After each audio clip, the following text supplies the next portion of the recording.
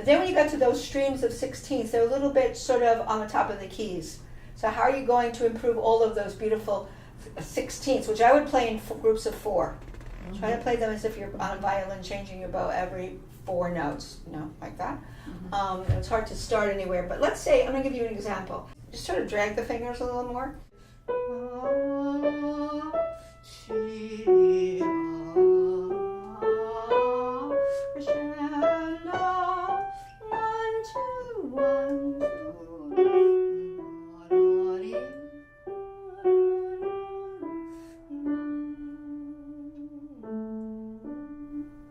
Just play me those 16th notes. That would be really good. Right.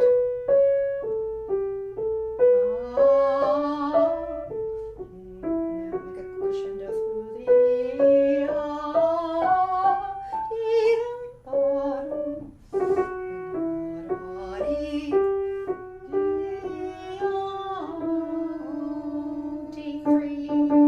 There's 5. That was better. Yeah, because those sounded much more tracted. And also make them nice and spaced so they don't crowd in on each other. Very good. Okay, now let's do both hands from that famous place. See,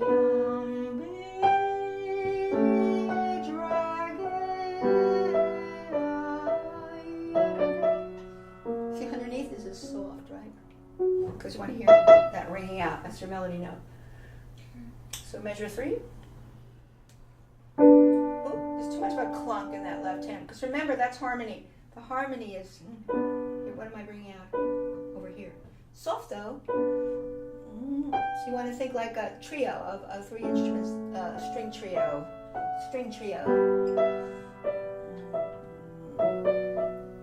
Okay, so not too much of a clunk in the left hand, but I still want to hear those 16ths much more like a violin, like you're vibrating the violin and the notes every 4, like you're making me cry.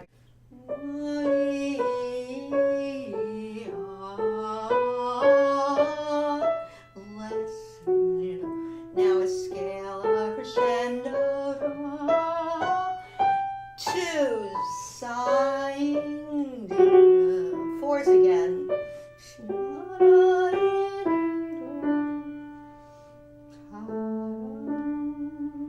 You have to have some idea of how you're doing that. How are you doing all these 4 plus 4? But are they all going to be the same, where you're going to dip some of them and you're going to make a crescendo through the scale that goes straight up? Mm-hmm. I would. Mm-hmm. And then the beauty of it is he goes into slurs of 2, and so he's had these longer slurs of 4. Mm-hmm. Now you're going da-dum, da-dum, back to 4 now, dee-dum. To plan that all out.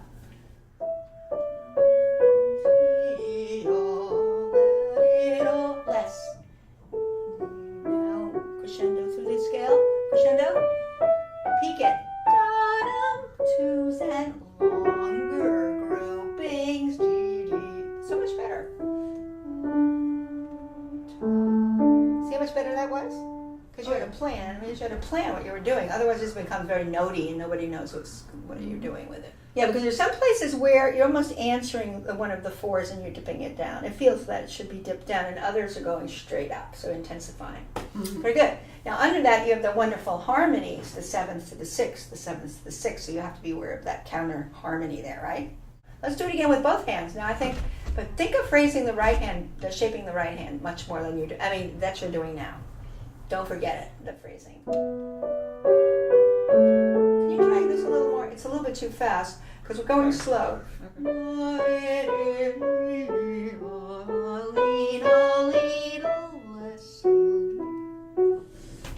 go so fast.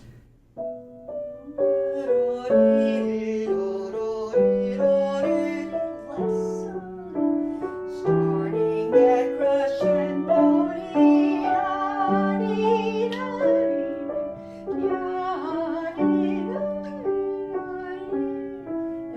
Back in, right? Recoils back.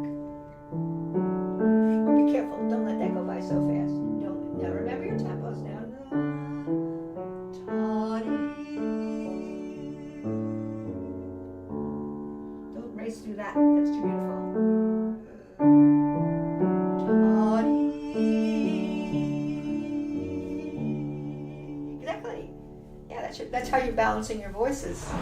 Otherwise, everything sounds muddled together. You go, what's the melody? What's the bass? What's the inside? Yeah. Mm-hmm.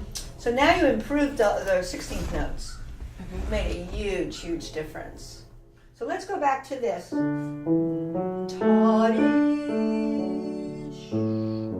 listen to the end of that. Listen to the end of that. See? With the end of that decay.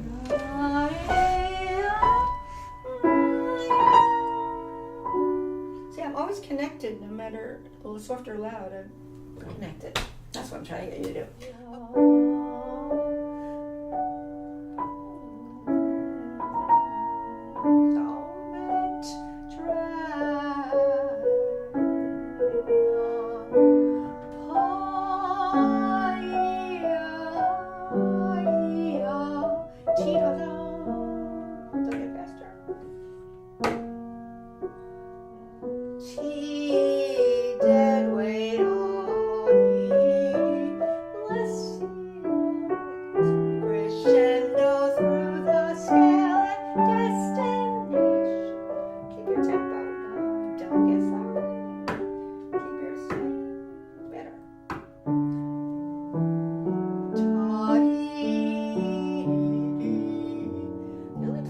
Slower because you were at the right tempo.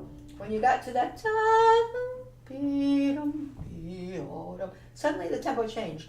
About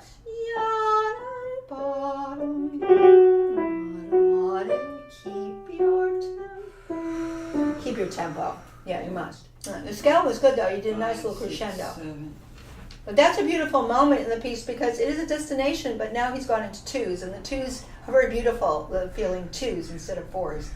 Especially you just played a long 8-note scale where you went straight up with crescendo. And your destination, you don't want to start getting slower. Traction, that's the big word today, traction. Now the next part is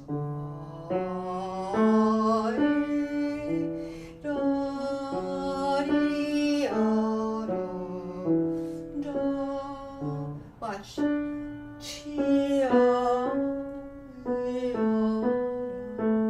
Said wait.